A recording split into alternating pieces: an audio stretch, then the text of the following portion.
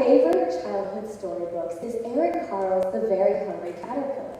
For those of you familiar with this bestseller, you would know that the storyline is quite simple. Under the warm Sunday moonlight one evening, a caterpillar egg hatches, and then we lay the ground to tell the story of the very hungry caterpillar. But the real plot stems from the buildup of decisions that the very hungry caterpillar makes before he gets to have his happily ever after. And maybe a children's book isn't meant to be analyzed any deeper than its vibrant pages, but we also know that stories have morals. I interpreted Eric Carle's message as being this: we need to understand the undeniable importance of the choices that we make during the course of our lives. Why? Because we never truly know what could happen next. There is a term for this coined the butterfly effect by meteorologist Edward Lorenz in 1960. He discovered that tiny butterfly-like scale changes in his computer weather models could result in anything from sunny skies to violent storms. Today, the butterfly effect is used to describe the idea that the little decisions that we make can change the scope of our lives forever. However, I believe that the most important part of the butterfly effect isn't the little decision or even its big impact. It is the way that we decide to handle the obstacles that life throws at us in between. In The Very Hungry Caterpillar, the caterpillar reacts to his difficult situation by building himself a cocoon and staying inside of it for weeks. Similarly, we often create cocoons for ourselves, whether they be built out of fear or a desire for safety. The steps that we need to keep taking after we have taken the first one can be so overwhelming that we completely shut ourselves out before realizing that life can only get better from where we currently stand. Sometimes the titles that people give us are our worst enemies. They act as the cocoons themselves. My own experience of understanding this begins with the notion that categorizing a certain group of students as gifted from an early age comes with its many drawbacks. As a due result, for many of my elementary school years, I believed that I was invincible. I was always the first to turn in any assignment. I never felt the need to pay attention in any class, and of course, I never had to try.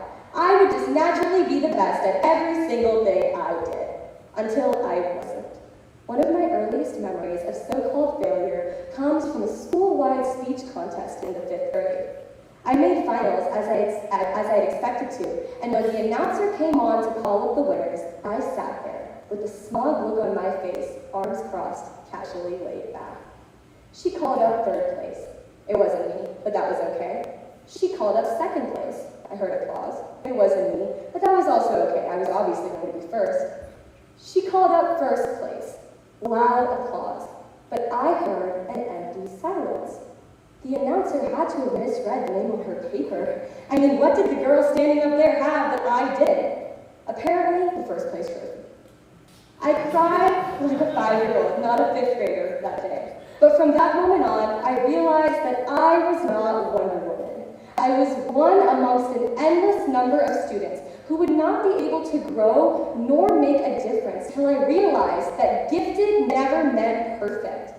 It meant capable. The aftermath following my decision to give that speech scared me so much that I almost never came back out of the cocoon that I built myself in that moment. Ironically enough, this was also when I experienced the sheer magnitude of the butterfly effect. From being the girl who thought she would never willingly give another speech in front of a crowd again, to becoming the girl who is standing in front of me today, life showed me that motivation always exists. We just have to search hard enough to find it. And to think that I never would have realized any of this if I hadn't walked away without a trophy in my hand 6 years ago.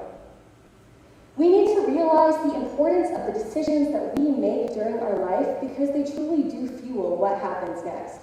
It takes one small puncture in a cocoon to see a little bit of all of the light that the world has to offer on the outside.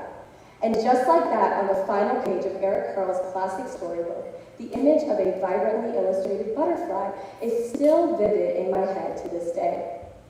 Edward Lorenz's butterfly effect might have revolutionized meteorology, but it can also revolutionize the way that the human mind conceptualizes the process of making a decision, sticking with it, and emerging even stronger than before.